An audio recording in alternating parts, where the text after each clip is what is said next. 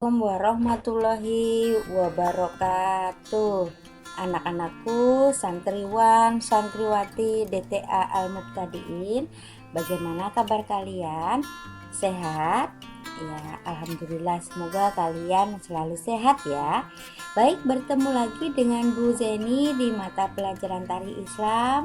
Hari ini kita bertemu kembali ya. Nah, tapi sebelum kita mulai belajar, marilah kita berdoa terlebih dahulu.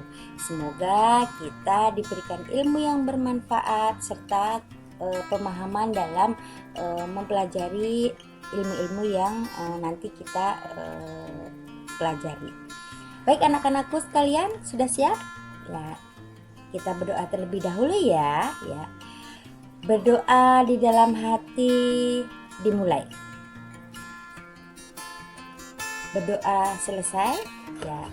Baik, terima kasih. Siapkan buku tari Islamnya. Dibuka bab 5 Sejarah Perkembangan Islam di Indonesia part 2, yaitu tentang perkembangan Islam di Pulau Jawa. Siap anak-anakku mendengarkan penjelasan dari Ibu? Baik, kita mulai saja ya.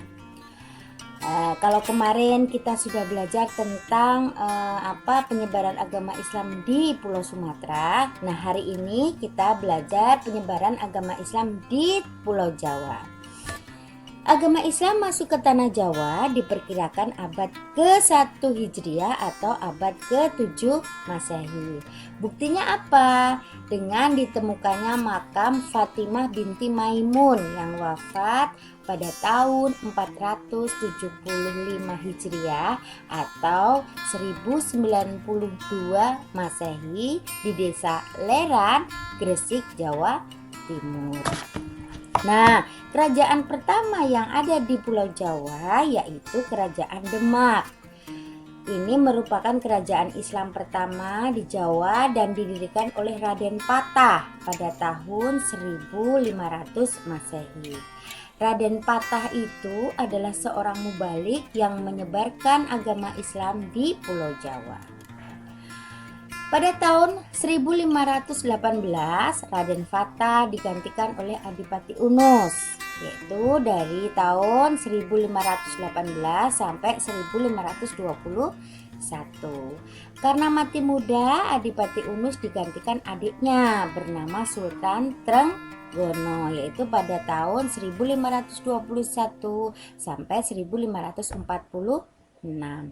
Pada masa Sultan Trenggono, Demak mencapai puncak kejayaan.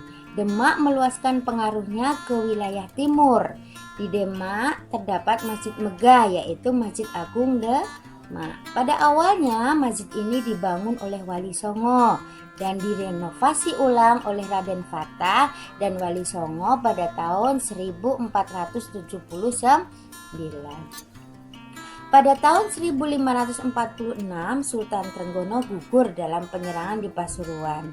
Sepeninggal Sultan Trenggono, Demak mengalami kemunduran sebab terjadi perebutan kekuasaan antara Pangeran Sekar Sedolepen dengan Sunan Prawoto. Kita lanjutkan ya. Dalam perebutan kekuasaan tersebut dimenangkan Sunan Prawoto. Dia tidak berkuasa lama karena dikalahkan Arya Penangsang. Arya Penangsang kemudian dibunuh oleh Joko Tingkir. Demak akhirnya diperintah Joko Tingkir. Pusat pemerintahan dipindahkan ke Pajang, dekat Surakarta, Jawa Tengah sekarang.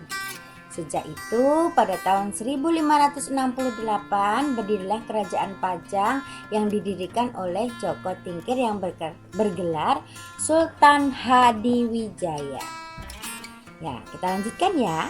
Kerajaan Pajang tidak berumur lama karena setelah Sultan Hadiwijaya wafat pada tahun 1582 terjadilah perebutan tahta kerajaan antara Arya Pangiri dengan Pangeran Benowo putra Sultan Hadiwijaya.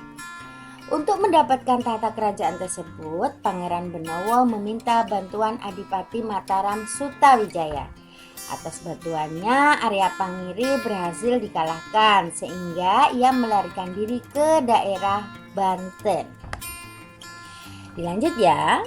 Pangeran Benawa menyerahkan tahta kepada Sutawijaya dan berakhirlah Kerajaan Pajang pada tahun 1586.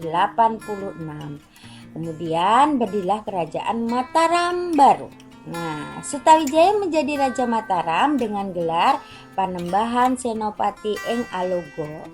Langkah awal dia sebagai Raja Mataram yaitu 1. Memindahkan pusat pemerintahan ke Kota Gede Yogyakarta. Kedua, memperluas wilayah kekuasaannya sampai Madiun, Kediri, Jipang, Tuban, dan Pasuruan. Pada tahun 1601 Sutawijaya wafat, digantikan generasi penerusnya yaitu Mas Jolang, kemudian yang kedua Sultan Agung, ketiga Amangkurat I, keempat Amangkurat II, kelima Amangkurat III, keenam Pakubuwono I, 7 Amangkurat IV, dan 8 Pakubuwono II. Kita lanjutkan. Setelah Pakubuwono II, Kerajaan Mataram pecah menjadi dua, yaitu Kerajaan Mataram Surakarta dan Kerajaan Mataram Yogyakarta. Di antara raja-raja tersebut di atas, Sultan Agung merupakan Raja Mataram yang paling besar jasanya dalam memajukan kerajaan Islam. Kenapa? Karena 1. Besar perhatiannya dalam memajukan perkembangan Islam. Yang kedua, usaha yang dilakukannya seperti mendirikan masjid, menerjemahkan Al-Quran ke dalam bahasa Jawa, dan mendirikan pesantren.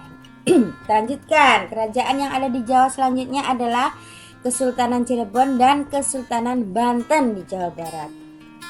Kesultanan Cirebon merupakan kerajaan Islam pertama dan ternama di Jawa Barat pada abad ke-15. Raden Walangsungsang adalah keturunan kerajaan Pajajaran, yaitu putra pertama dari Sri Baduga Maharaja Prabu Siliwangi. Maaf ya. Dan istrinya Subang Lara. Raden Walangsungsang melepaskan diri dari Pajajaran dan mendirikan kerajaan Cirebon bergelar Cakrabuana. Jadi Walangsungsang mendirikan kerajaan bergelar Cakrabuana. Nah, Raden Walangsungsang dan adiknya Nyai Rara Santang memindahkan pusat kerajaannya ke Lemah Bungkuk dan didirikan keraton baru bernama Pakongwati. Pada tahun 1479, Cakrabuana digantikan keponakannya bernama Syarif Hidayatullah atau lebih dikenal dengan nama Sunan Gunung Jati. Setelah Sunan Gunung Jati wafat, terjadi kekosongan jabatan dan dinobatkan Fathahillah sebagai Raja Kesultanan Cirebon. Ia hanya menjabat selama 2 tahun karena meninggal. Tahta kerajaan digantikan cucu Sunan Gunung Jati, yaitu Panembahan Ratu. Ia memerintah selama 79 tahun. Kesultanan Banten berdiri pada tahun 1552, berada di pesisir selatan Sunda. Pada awal abad ke-16, yang berkuasa di Banten adalah Prabu Pucuk Umum dengan pusat pemerintahan di Banten Girang. Atas saran Sultan Demak, pada tahun 1526, Maulana Hasanuddin diangkat menjadi Bupati Kadipaten Banten. Nah, Banten menjadi kadipaten itu selama 26 tahun. Ya, tahun 1552 dirubah menjadi kesultanan. Lebih kurang 18 tahun Sultan Maulana Hasanuddin memimpin Banten. Ia berjasa mengembangkan Islam di Nusantara sebagai salah satu pendiri Kesultanan Banten. Buktinya apa? Pertama, berdirinya banyak masjid. Kedua, berdirinya banyak sarana pendidikan Islam atau pesantren. Ketiga, mengirim mubalik ke berbagai daerah yang dikuasainya. Bukti keberadaan dan kejayaan Sultanan Banten dapat dilihat pada Masjid Agung Banten yang didirikan pada masa pemerintahan Sultan Maulana Hasanuddin.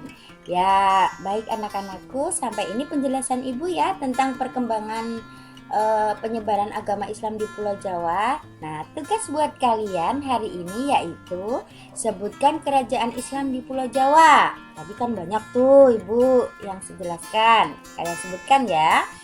Kemudian yang kedua, sebutkan nama raja-raja yang pernah menjabat sebagai raja atau sultan di kerajaan A. Demak siapa? B. Mataram siapa? C. Cirebon siapa? D. Banten. Semua raja-raja yang ada yang pernah menjabat di kerajaan empat ini ya, kalian tulis semua. Jangan ada yang terlewat. Kalau kalian lupa, kalian boleh putar ulang video ibu ini ya.